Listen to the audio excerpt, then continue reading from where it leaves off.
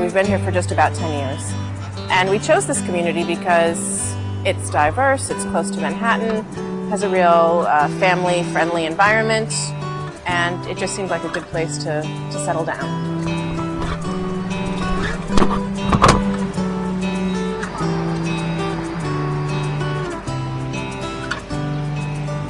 I had just gotten a cell phone at the time, mainly for work reasons, because everyone told me, you need to have a cell phone, you need to have a cell phone. Very good. So when the antennas did go up, or when I heard about it, just kind of said, oh, I get a signal, great.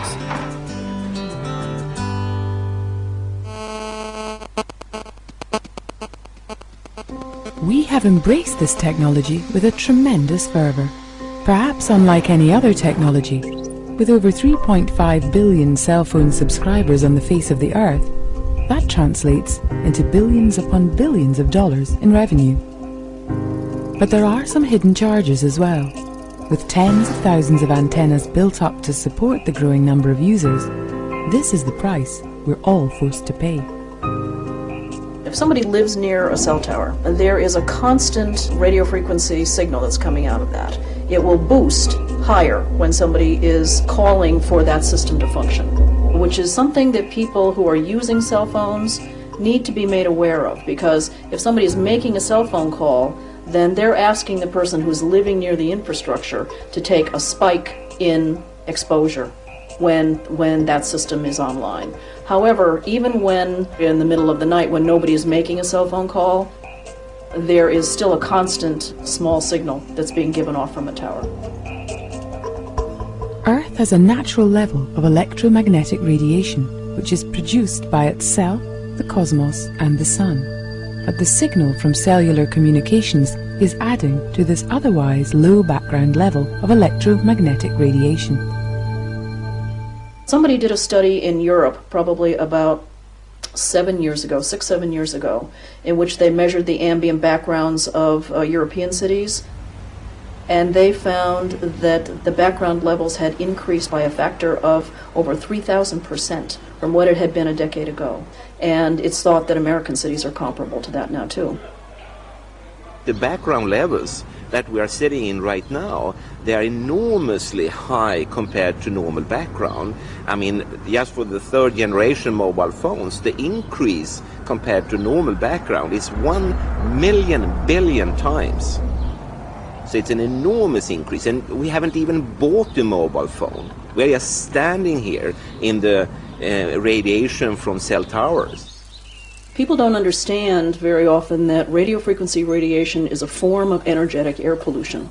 They think that it just harmlessly goes through living systems and leaves all living molecules unaffected and unimpaired. That's not necessarily the case.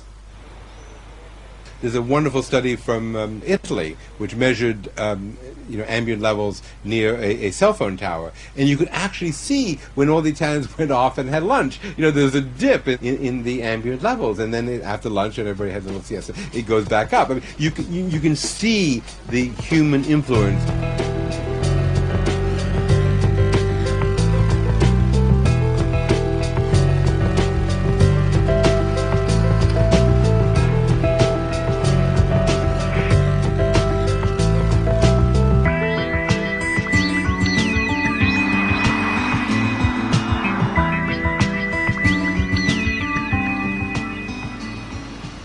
The problem is we place antennas in the center of residential areas, we place them on schools, we place them in busy downtown settings where hundreds and thousands of people are exposed.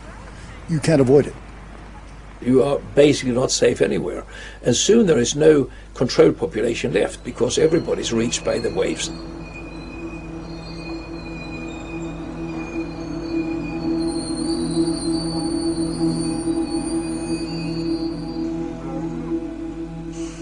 This is the world's largest biological experiment ever.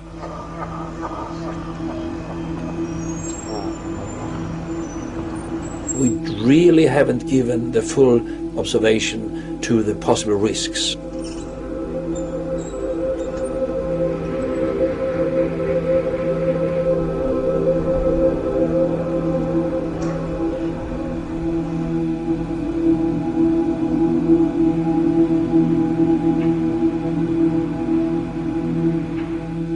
There are probably about 13 studies that have found DNA breaks, both double and single-strand DNA breaks, with cell phone frequencies. Now, single-strand DNA breaks are known to repair themselves. A lot of things break DNA. Air pollution breaks DNA. Any number of things will. But double-strand DNA breaks are thought not to repair themselves, and that can lead to genetic mutations.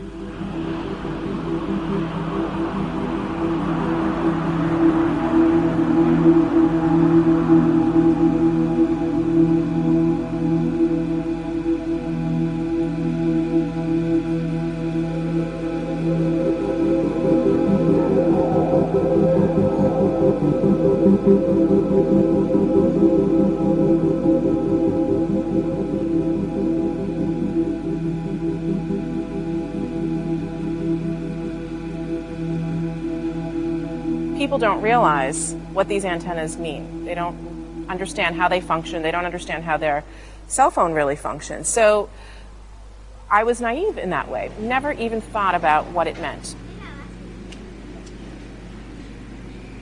When I first became involved with this issue, I had 2 children, and now I have 3, and of course they were the main reason, I think, why I became so involved and so concerned about what was going on, because obviously children are, the most vulnerable in our society.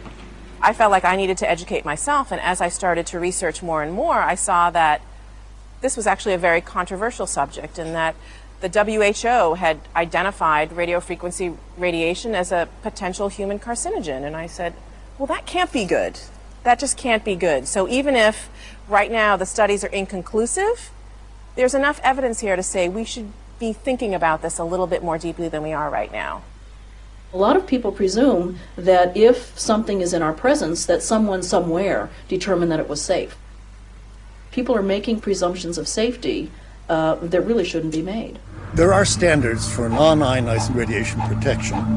They are set on the basis of the assumption that there's no adverse health effect to humans unless the radiation is sufficient to cause tissue heating. In other words, it's acting like a microwave oven, and you don't want to bake your brain as you would a potato in your microwave oven.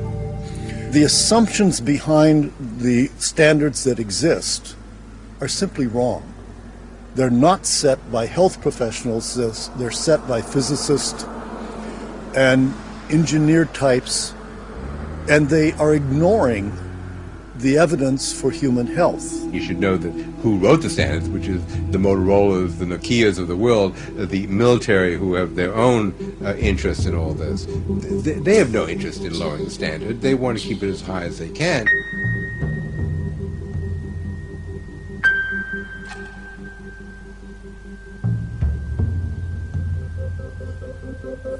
As we get more information, we find that our standards are too lax.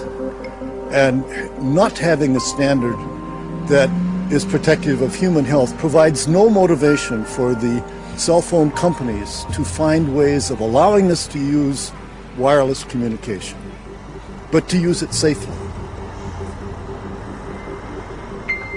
In many cases, we find that the technical people can find ways of utilizing the technology with less exposure if they have a motivation to do so.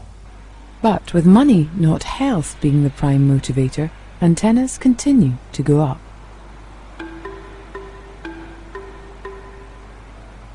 The first set was put up in 1999.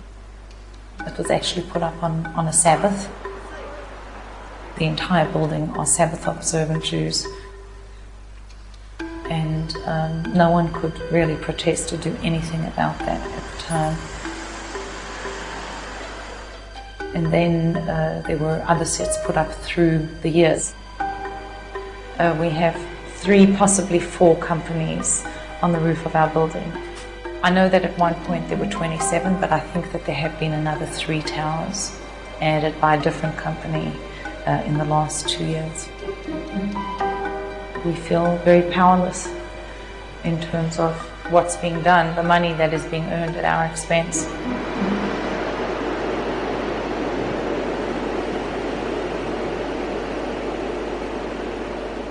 We bought this place 2 years ago and spent a year renovating it. And then when we moved in, within, a couple of weeks, I started getting terrible headaches. And we thought it had been maybe miswired. So it took us a while to bring in an environmental engineer from the West Coast. So he came and spent 3 days here doing all sorts of research. And he came back and he said it's wired perfectly, but the problem is the cell antennas outside your window and off the roof decks. In fact, when he spent the night here, and he went inside a tent to get through the night, a electromagnetic wave reflecting tent. And of course, we sleep under tents now.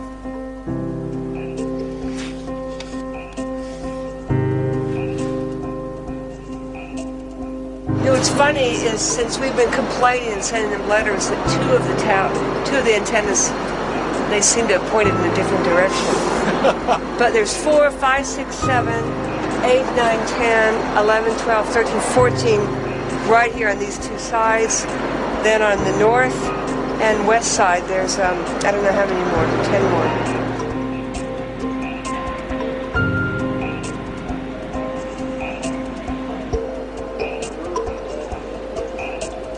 This presumption that we can just continue to put massive amounts of wireless radiation into the ambient environment, whether it's from a cell phone, a cell tower, a Wi-Fi system, endless amounts of broadcast radiation, endless amounts of satellite radiation, all manner of military applications. The presumption that we can just continue to dump this into the environment like that with no consequence to us or to other species really needs to be rethought, because it just simply is not the case. There is getting to be a whole body of literature that is demonstrating changes in behavior, changes in ability to learn and remember. Some studies are now showing that people that spend a long time on a cell phone aren't as alert and bright after they get off the cell phone as they were before.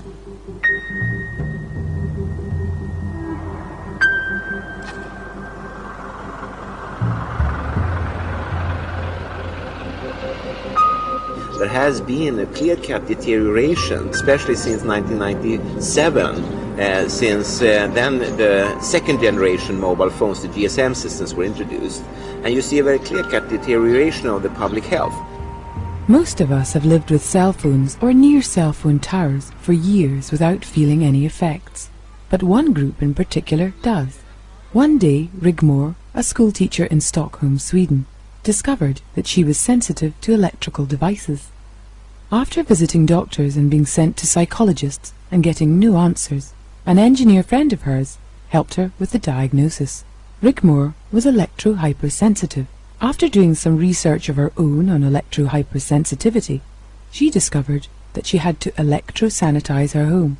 Rigmor had to change the wiring, add cages to her electrical devices and nets to her windows. The electro-sanitization worked, at least for a while.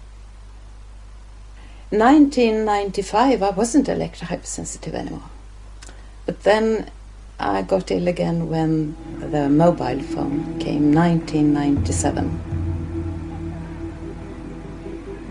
Just like other allergies, some people can't stand one flower and another can't stand another flower, and among electro-hypersensitive people we are allergic to different frequencies.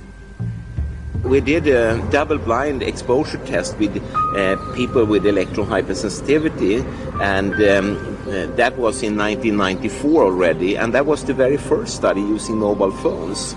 And one of these people in the study were able to 100% of the time pick out correctly the presence or not of such a mobile phone.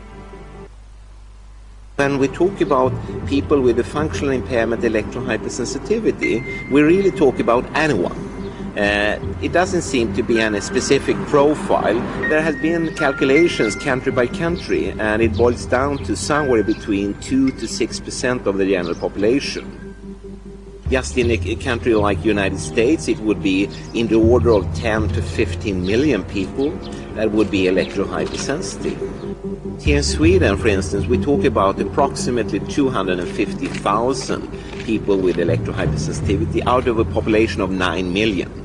And out of these 250,000, I would say maybe 500 have real big problems, and some of them even live out in the woods and things like this. And that is, of course, a dramatic change of your life. After the mobile phone came and wireless internet, you are exposed all the time, so the only place that is safe if you have a field-reduced home is to stay at home, and that's what I do. We have a lot of friends coming here. I can't visit friends. After being close to a cellular phone for 10-15 minutes, my body turns red, the side facing the cellular If I am in phone. the vicinity of someone talking on a cell phone, I come down with influenza-like symptoms, with pain throughout my body, a feeling of fever without actually having a fever, headaches, and a sore throat. The burning feels as though it goes through my entire body. The pain is unbearable. If I can, I have to move away. When I ride the bus or subway during rush hour, there are often so many people talking on phones at the same time that it is impossible to maintain an adequate distance from them. Even transmitters around the city are a problem. Some bus stops are located so close to transmitters that I can't wait there. It's more difficult with microwaves. I can't turn them off and they penetrate everything. The antennas along the roads make it so that I can't travel anywhere. I get convulsions and an extreme burning sensation on my face. I also get black spots before my eyes. Cellular phones, which so many people use while walking around, also affect me.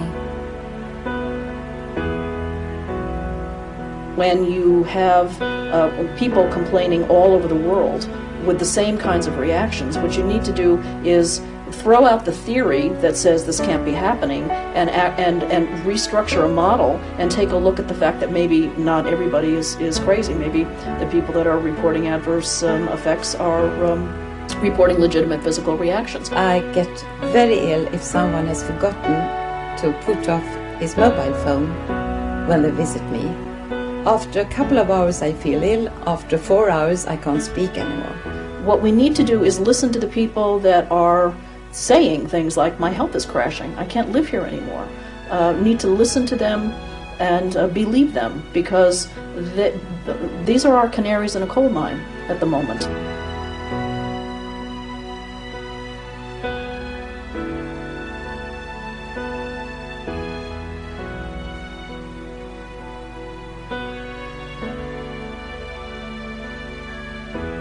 People with electro-hypersensitivity, they seem to react to this environmental toxic exposure that you and we do not react to this. And maybe we are the losers because we will have a risk of getting long-term effects like neurological diseases, cancer, and whatever.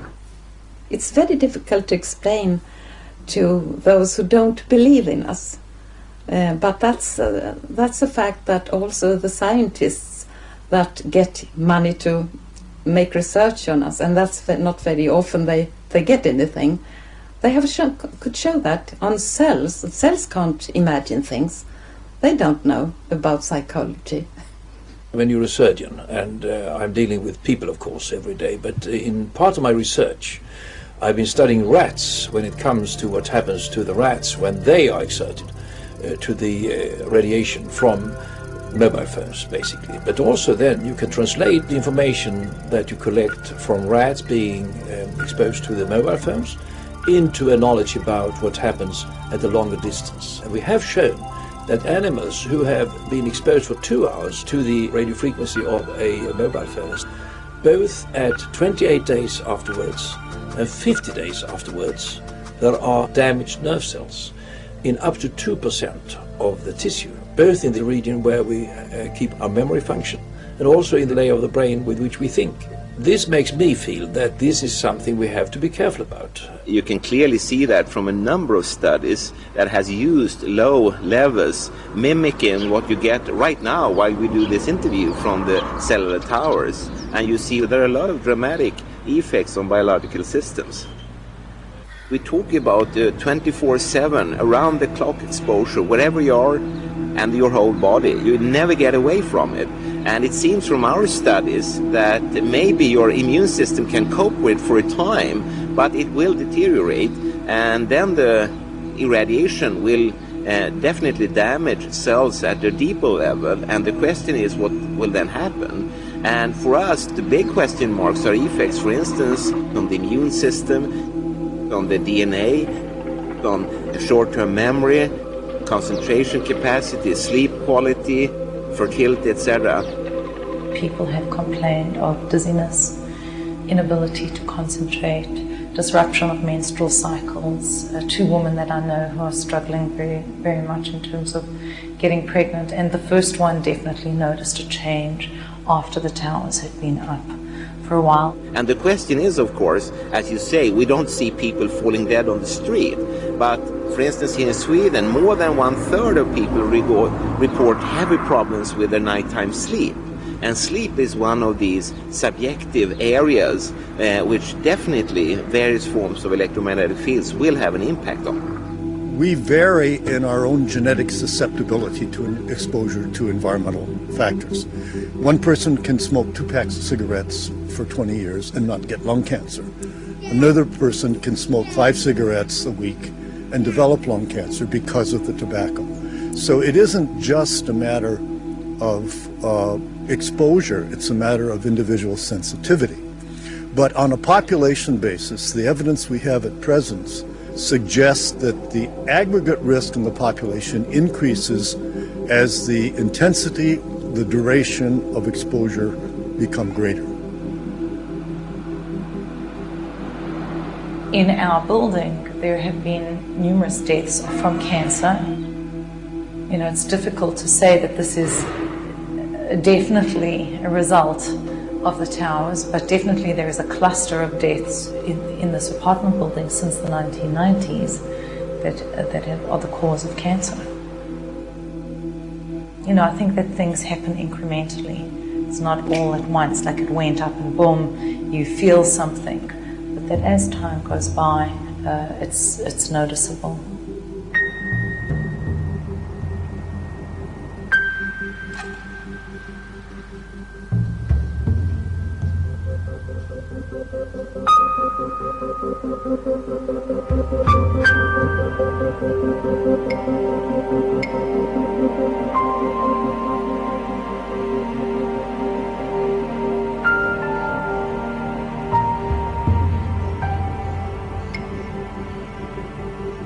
We have a massive human experiment of people that have been exposed to something that probably is going to result in an increased risk of these cancers. And we won't know for another 5 or 10 years how serious this is. In my judgment, the evidence right now is sufficient to say that we should be very cautious, and from a public health perspective, this is a very serious issue.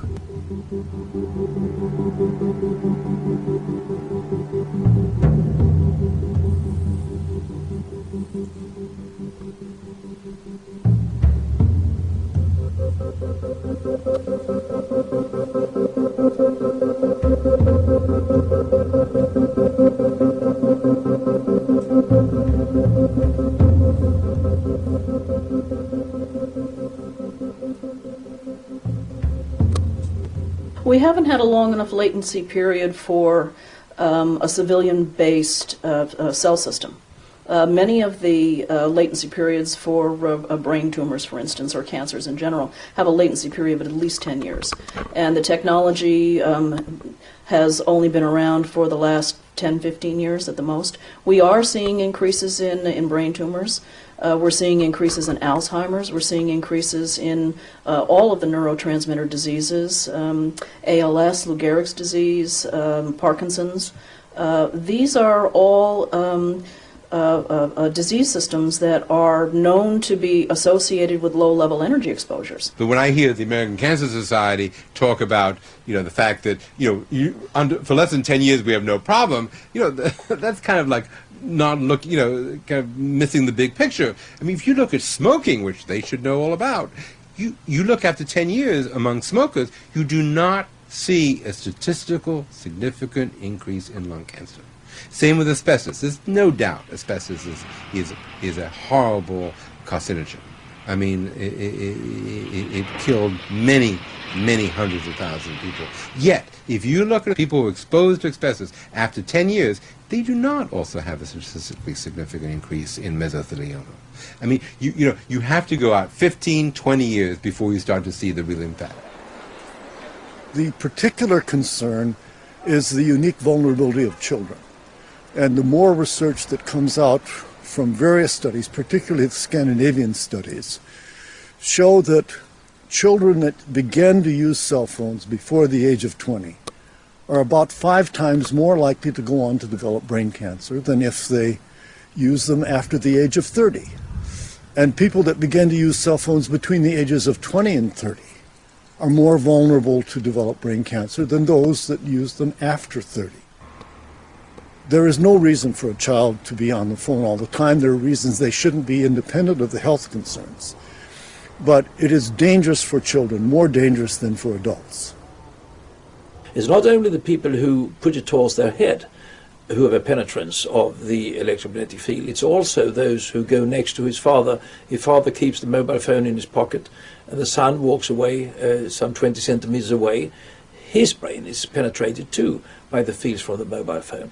You only would need like 1 minute exposure of a child to change for more than 1 hour the electrical activity of the brain, and at very low exposure levels. I think it's a very dangerous thing that we're doing now in so many young people in particular, using cell phones as their primary form of communication and abandoning their landline connections.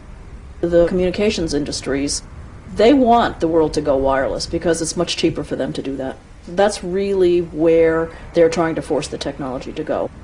If you start at a very young age and you speak every day, several hours, it might be so that already in the middle age you have extorted your reserve capacities of your brain, so that autoimmune diseases and neurodegenerative diseases might debut earlier than they should. And now, for the first time in human history, brain tumors are the #1 cancer killer of children under the age of 18. For the first time in human history. That should tell us something.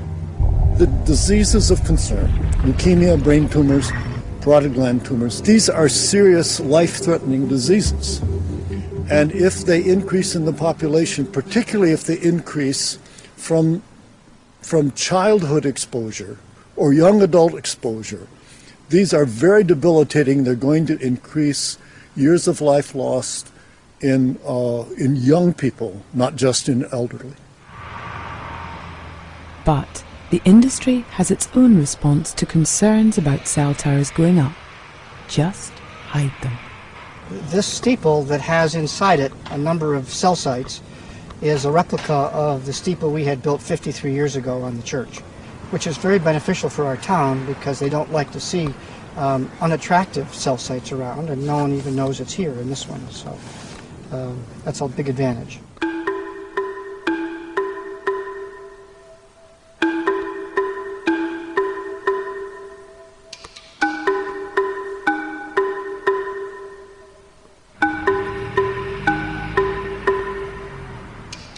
In this area of town, which is a major area of town, you had dead zones by all the carriers. It was horrible. And one of the enterprising lawyers from one of the companies stopped by here and asked us if we would be interested in having cell sites in our steeple. And we of course said yes, and here we are. It was a perfect opportunity for us to provide, since this is the highest location, the signals from here in service to the community. So for us it sort of ties in with that idea of bringing service, but at some point the conversation went to the symbolic significance of the church being in the middle of a dead zone and providing sort of life or service where there was none. and we sort of mined that at some point for that sort of metaphorical value.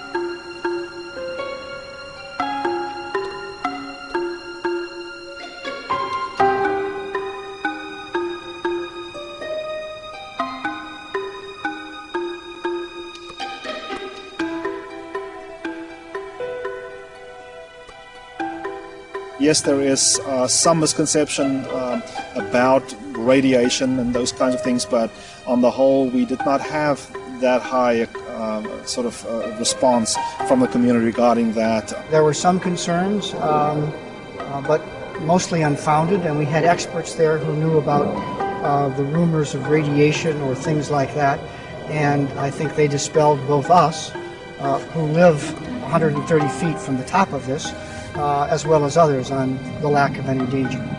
If they've defined it, they've framed it, and they've interpreted it and set the standards accordingly, how likely are they to say, oh, well, we need a redo on this one?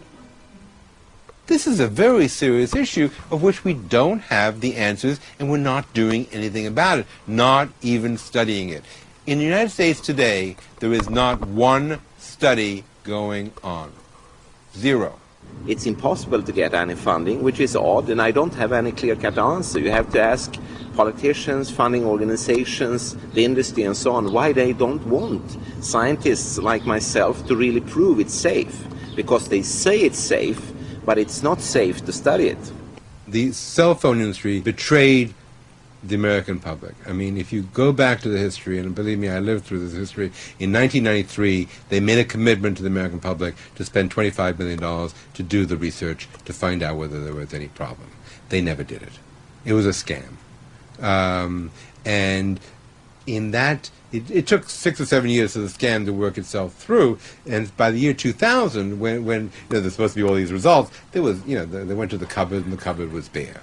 If you read your science history, unfortunately that has been the case in many situations, many questions and many countries, that the industry has put their hands into these issues. The most sort of famous question is, of course, the tobacco scandal.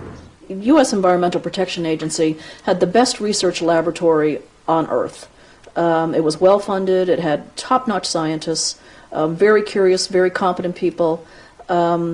That agency was almost completely defunded just about the time that the Telecommunications Act acted in America.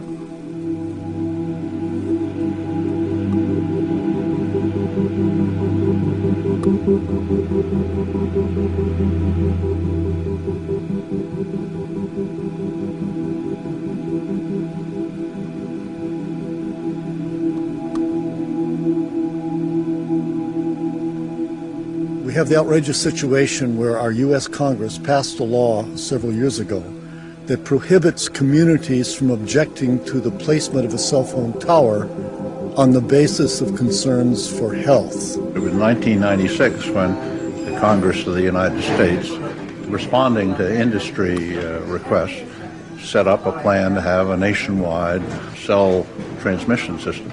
The Congress assigned to the Federal Communications Commission the responsibility for licensing telecom company and for trying to keep obstacles out of the way. And so Congress passed a provision that preempts all state and local government and said that if the FCC set up safety regulations, that would govern and nobody else could interfere with it.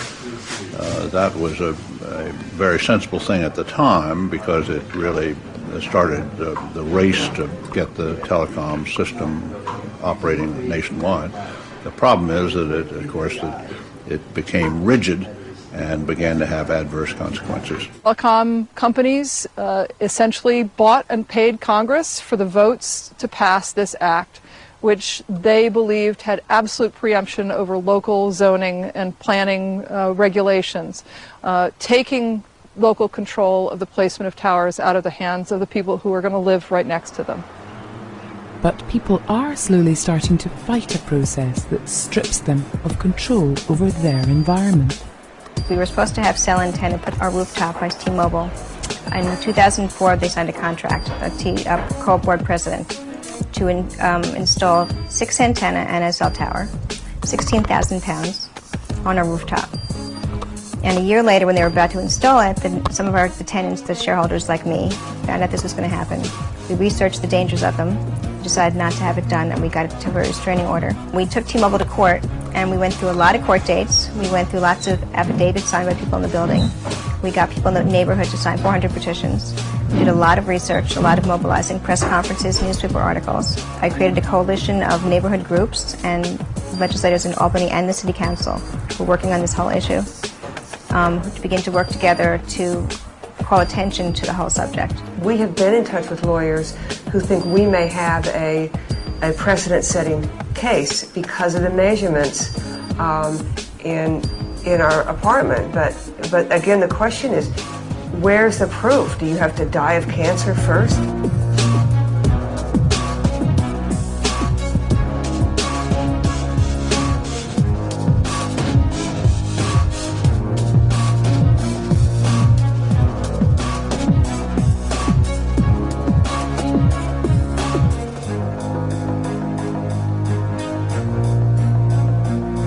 But we started this fight here in New York City 5-6 years ago.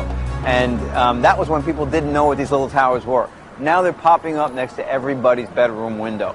Completely unregulated. Less regulated here in New York City than probably anywhere in the world. I got a bill passed, which for the first time had the city keep track of them. Other bills I've been trying to get passed, but I've been stymied by the multi-billion-dollar industry and by the fact that the federal government coddles these phone carriers. There's a lot of money involved for the government in licensing these microwave spectra. There's a lot of money for the telecommunications companies who every day receive your payment for your cell phone. And that's ongoing revenues. The telecom companies have to get their foot in the door in a small community to put up a cell tower. The lure to get the small community to put up that cell tower is an ongoing revenue from a contract for leasing that space. $2,000, $3,000, $5,000, it's not out of the question to get that every month. What town or what church, what person with property isn't going to take up that offer? The landlords are making thousands of dollars a month on this. The companies are making billions of dollars on this. So there's a lot of money, and the lobbyists are getting paid lots of money to donate to elected officials' campaigns. They can put them anywhere, and the reason they put them there is because they get a better deal from the landlord. There needs to be opportunity for more stakeholders to be involved in actually looking at where are we putting these? Are there too many? How do we get the telecommunications companies to work together? Of course, I know they're all competing against one another. They are out to all make their profits, but how can we force a more comprehensive policy that's really going to put the public's interest, not just the interest of using a cell phone, but really looking at what the environmental impact is of all these antennas going up. You can see I've got them in the back, I've got them in the front, they're down the street, I mean they're everywhere, and I think people don't even realize how widespread they are. These signals are everywhere and they're able to reach us even in the homes we believe are sacred and safe. We have absolute protection to be safe in our own homes. Under the Telecom Act and under the failure to set these safety standards, we are not safe. Like asbestos, like lead paint, no one knew about it early. All we're looking for is to regulate these until we know for sure that they're not harmful. I have simple bills that I need passed. Community notice, co-location. In the Arab village of Asifia in northern Israel, frustrations grew over the large number of antennas in the village and the lack of government response to their requests to take them down. But the situation changed on March 14, 2000, when telecom engineers arrived in the village. في هاي المنطقة في عندنا بعض الشباب اللي راقبوا التقنيين ووصلوا لهون لاقوا إنه عم بينزلوا الأجهزة مشان يحطوا الأجهزة ويقووا المحطة اللي كانت متواجدة هون في هاي البيت هناك. هون احتشدوا آلاف من المواطنين، يعني صار في تذمر عند المواطنين من هذا الوضع، لذلك قالوا إذا القانون ما بده يوقف على جنبنا احنا رايحين نزيل الأنتنات. In ons veer where they put antennas. After about 6-7 years, they started to get cancer cases near the antennas. Many cases just where the antennas were. 3.5 years ago, I had cancer. It was very difficult for me when I know it, because when I was in the office of the doctor that said to me that you had cancer, my daughter, the eldest one, was with me. It was very difficult for me as a mother to look to my daughter's eyes and see her crying for me. There was another difficult moment for me after I knew that I had this disease. The moment that I had to tell my mother and my father that they have another child who was affected by cancer. And it was scaring till death. How can I look in my mother's eyes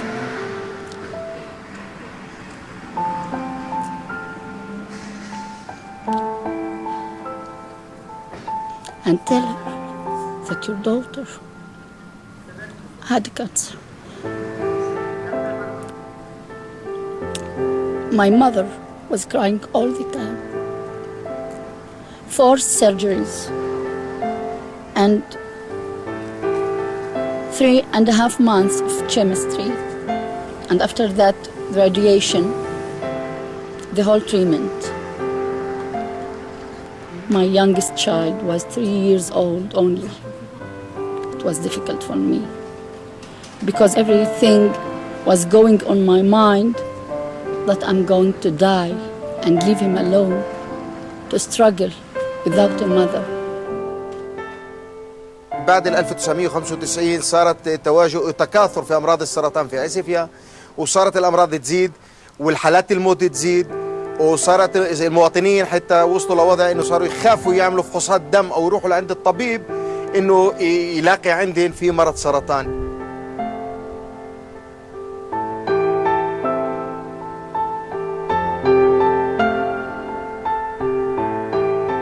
حالات الموت الغريبة من نوعها والكثير اللي كانت في شهر نوفمبر 1999. كان في هنا حالات موت نتيجة أمراض السرطان في شهر 1 15 واحد توفوا سرطان، منهن حياة أخوي. We took the places of the antennas and put them on a map. And we took all the cases of cancer in last 7 years and put them also on a map. And we got a thrilling picture of cases of cancer near the antennas. And when you see that cancer cases are just near the antennas, you can see the association. Nowadays, Suleiman is on a new mission to locate hidden antennas in the village.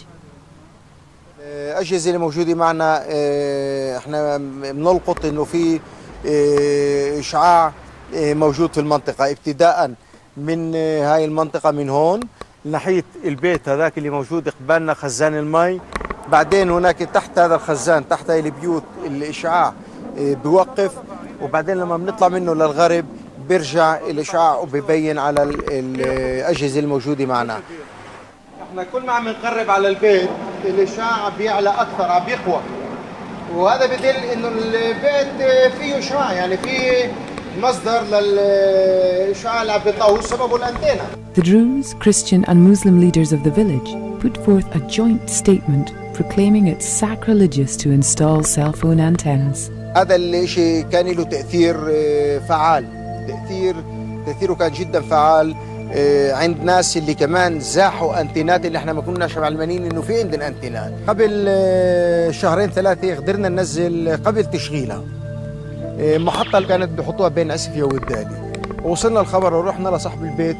أما لما فتنا على الدار لجوا وشفنا وين كانوا بدهم يحطوا الأجهزة قبال غرف النوم تبع أطفاله، هو يمكن ما فكر إنه أطفاله يمرضوا، بس أنا متأكد إنه طمع في $1500 أو $2000 اللي كانوا بدي يدفعوهن، والشركات عم تستغل الوضع المادي المزري اللي احنا موجودين فيه منشان يقدموا مصالحنا الخاصة. واليوم عايش البلد اليوم من غير انترنت، والحمد لله عايشين. الانترنت هي مش إشي اللي أنا مجبور أخذه، هو مش حليب للأطفال. وفي كثير ناس اللي بقول لك أنا هيك مرتاح، أنا هيك مرتاح ما بدي أنترنت. One of the many ironies in all this is, if people agree not to use their phone, they wouldn't need a tower. So, you know, it would be quite easy to have a region without without a tower by just making an agreement. Listen, if you come and live here, you're not going to be able to use your cell phone. You're going to have to use an old-fashioned landline. You know, end of story. I mean, it's not an impossible thing. It's just a choice. People love the phones, hate the towers. They don't want to live without the cell phones, but they don't want their tower. Well, if they don't use their phone, they don't need the tower. It's really that simple. It's not going to be helpful if we think that all modern technology is bad for us. I mean, who wants to do that? I mean, I don't want to live in a world where there's no radio and no TV and no electricity. But it's a question of bringing more intelligence to the purchasing decisions that we make, how long we use certain things, the wiring decisions that we make, and as societies, to bring awareness of the infrastructure decisions that need to be made. There are much safer infrastructures than what we're doing now. I did get rid of my cell phone. I don't think that people need to get rid of their cell phones. That's not what I'm suggesting. What concerns me is where these are, how they're in close proximity to where people live. Are the different carriers planning with each other in terms of where they're going to go? None of that is happening. There's no coordination. Like I said, there's no policy. There's no public policy on this issue. The industry's been able to have free reign. And so, you know, yes, while people need their cell phone service, that's absolutely true. They don't need to go outside someone's window. They don't need to go across a school. They don't need to go in places like that where you're really potentially putting the public at risk. In my judgment, we are sitting on a ticking bomb. And we're not doing what we should do to advise people on ways that they can reduce their exposure, to tell them that they should reduce their exposure, that they should just be aware of this threat. You know, I sincerely hope it's not as bad as I think it is. But my job as a public health official is to do what I can to prevent disease, not wait till people develop their brain tumor and then find ways of treating it. And I think that the evidence at present calls for an active, urgent message to the public, to the politicians, to the companies, that we must find ways of reducing exposure to radio frequency fields. Everybody needs this mobile so much. It's such a beloved thing. It's so useful. I used to say it saved so many people's lives in earthquakes and in crimes and wherever. So it saves so many lives. And so far we don't know how many lives were taken.